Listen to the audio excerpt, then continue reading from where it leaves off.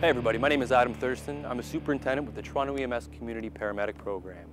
And I'd like to take this opportunity today to remind everybody to stay safe in the heat.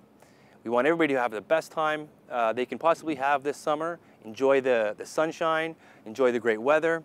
But in days like today, when we're experiencing extreme heat, especially let's say for example over the last 5 days like we have in the city of Toronto, we want to give the people and the citizens some friendly reminders as ways to beat the heat.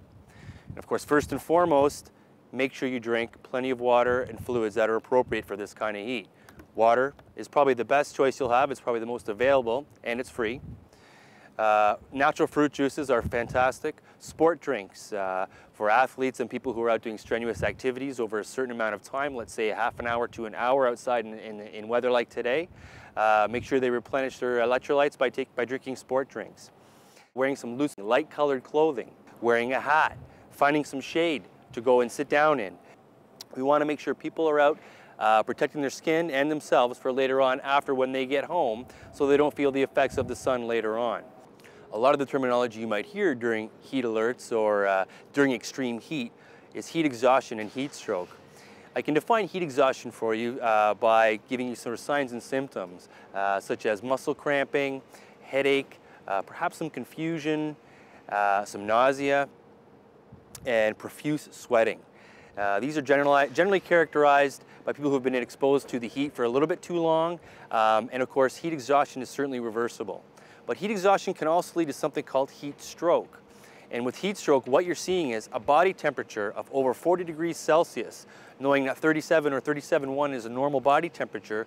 Over 40 degrees centigrade as a core body temperature is one indicator of heat stroke. And of course another is something called an altered mental status, or confusion, massive confusion, to a point where people have become unconscious and even go into a coma. So now we're going to take a second and describe those who are at a greater risk of developing heat illnesses. People like the elderly, for example, people with underlying medical conditions, the very young, people who are outside doing strenuous activity for a certain period of time, and of course those with mobility issues who aren't able to get to cooling centers. We want to make sure that those are the people that we're going to identify as people who are at greater risk, and make sure that we give this kind of information to them so they can perhaps manage any type of extreme heat and not develop any further illnesses.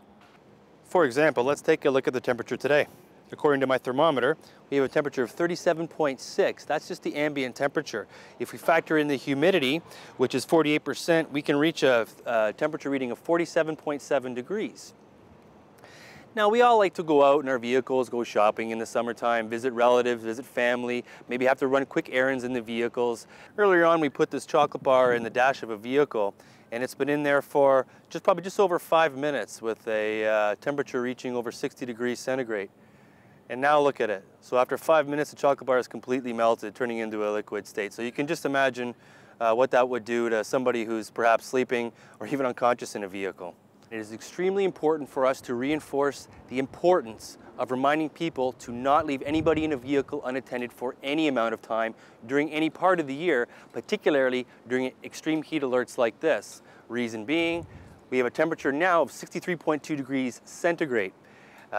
This vehicle has been parked half in the sun, half in the shade, so you can imagine what it would be like parked completely in the sun. In fact, this thermometer only reaches 70 degrees Celsius, and earlier it went off the charts. So we know that it's gotten over 70 degrees. So we know it takes a very small amount of time for a car to reach extremely hot temperatures. So keep the kids out, keep the seniors out, keep the pets out of the vehicles while it's parked at all times. Don't think it's okay to leave them for a couple of seconds as you're running for an errand. Some other great strategies you can use to stay cool in your home are to close your drapes to protect your apartment from the direct sunlight, the heat from the sunlight.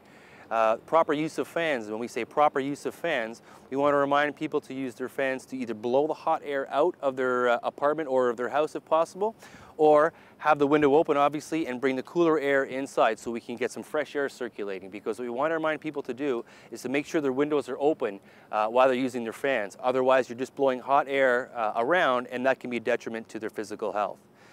If you have friends and neighbors that you talk to frequently, perhaps they're elderly, or perhaps they're parents with young children, we want to make sure that if you haven't heard from them for a certain amount of time, that maybe you should check up on them, make sure they're okay, and the information we're talking about today you can certainly give to them as well. Make sure they're hydrated adequately, make sure they're in a cool area if possible, and make sure that they're wearing appropriate hats or sunscreen if they need to be out and about. A lot of people are going to ask, well, what if I can't get the temperature in my house down? What if my air conditioning doesn't work, or I don't have air conditioning and the temperature is just too hot and I can't deal with it? What can I do? Where can I go? Well, the City of Toronto has air-conditioned locations that are open for the public. Places like shopping malls, public libraries, anywhere that is open to the public and has air conditioning are going to be good resources for you.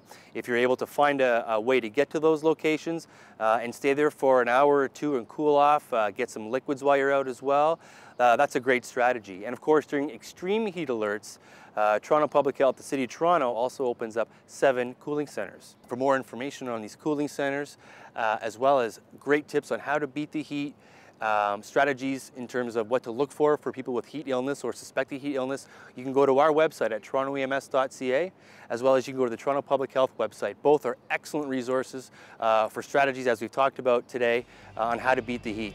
And I hope you all have a great and safe summer.